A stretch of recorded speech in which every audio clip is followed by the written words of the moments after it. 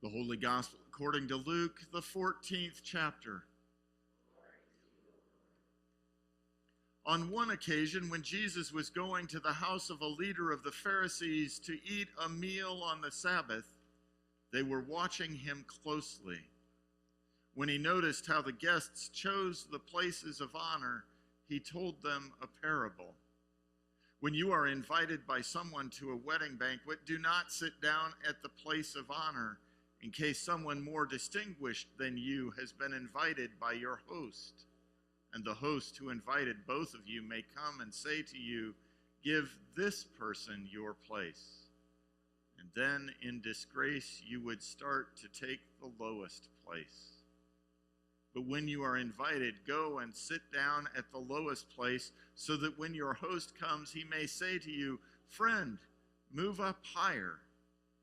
Then you will be honored in the presence of all who sit at the table with you.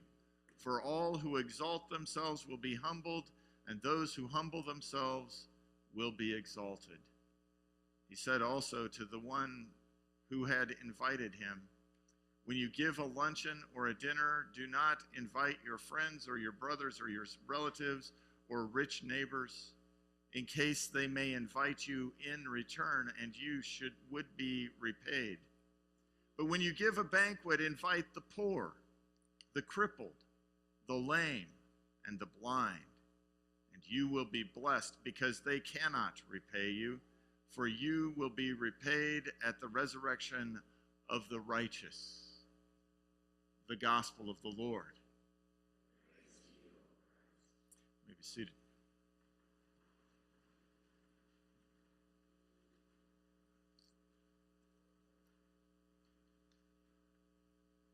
When people look like you, think like you, believe like you do, it is easy to welcome them into your circle of relationships, your circle of friends.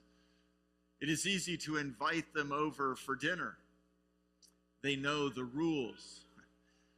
But more so when an invitation is extended, then someone might expect that the invitation would be reciprocated, that it might come back. In the ancient world, it mattered who you invited to dine with you. It mattered who you shared table fellowship with. People were very careful about who they dined with. They were careful about who they would be seen sitting at the table with. And when it came to banquets, then there were very distinct understandings about who got to sit where. There was a pecking order that had been established in the social world. So Jesus has been invited to this household for dinner on the Sabbath. And they're watching him closely. And during what in our world might be, in the modern times, might be the cocktail hour, Jesus is observing, but more so there is a gentleman there who has dropsy, and they ask him, is it lawful to heal on the Sabbath? Now, we didn't read that part of the story today. We skipped it because, well, last week we read almost the exact same question, so we don't want to focus on that 2 weeks in a row. And yet, that sets the frame for reminding us that this is still a conversation that is very much about what does God's reign look like? What does the kingdom of God look like?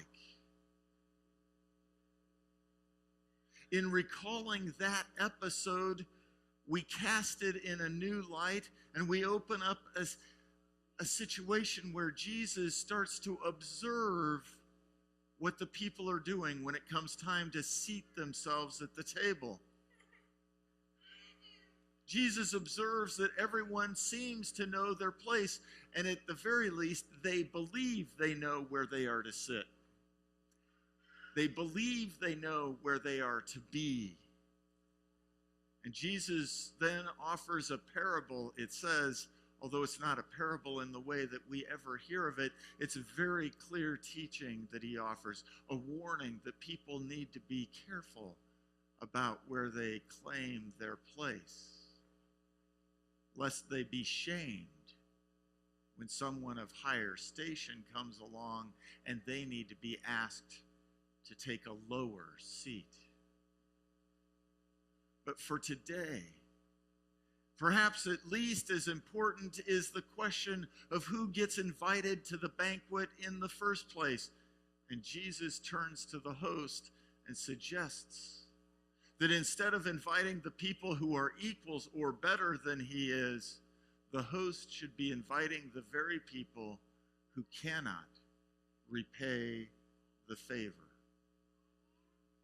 In an honor-shame society that was, in a society that very much lives by patronage, where if I take care of you, then you owe me in a big way, inviting the poor, inviting the lame, inviting the crippled, inviting the blind would be absolutely no benefit to the host.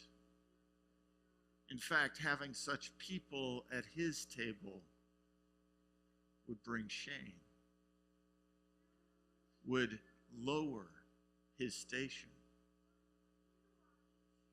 But the reign of God does not work like that.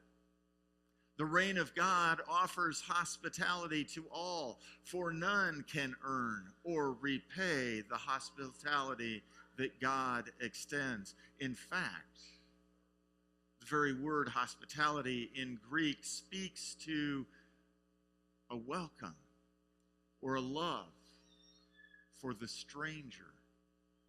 When Jesus speaks like this, it sounds radical. His articulation of the reign of God sounds so outrageous precisely because it is contrary to the way that humans tend to function. Humans look for the angle. Humans look for what move will benefit me in the long run. What can I do that will pay dividends? But the Greek word for hospitality is a word philoxenia. Love of the stranger, as Jesus articulates it, is not radical or outrageous. In fact, it is exactly the opposite. It is a deeply conservative move. What Jesus conserves is God's desire to care for the least among the people. In the law and the prophets, it has been handed down and it has been articulated that those who are indeed the least are the widow and the orphan, the stranger or sojourner or foreigner in the land. God's intention in the law and the prophets is to care for those who cannot care for themselves. These are the people who are too easy to dismiss. They are too easy to shame for their lack of effort or their will or their lack in pulling themselves up by their own bootstraps. These are the folks who have come into the land longing for a better way, for better opportunity, for better chances. These are the folks whose condition, whose life conditions, make them expendable in the eyes of many. They are the stranger, the foreigner, the ones who are not at all like us. And they are to be loved. Philoxenia is the word in Greek for hospitality. So, hospitality is not about welcoming equals or peers or people who can repay the invitation. Hospitality is not about inviting or welcoming the folks who are like the host. Hospitality is about brotherly love, philo, as in Philadelphia, the city of brotherly love. This kind of love toward the outsider. The outsider is anyone who is not an equal.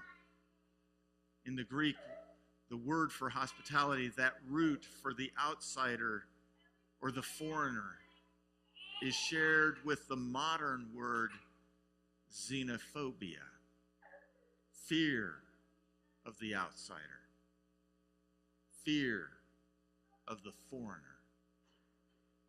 So today, Jesus calls the faithful, you and me, to love the people who are different, to love the people who are outsiders, to love the ones who don't think or act or believe or behave like we do, to love the unlovable and the expendable.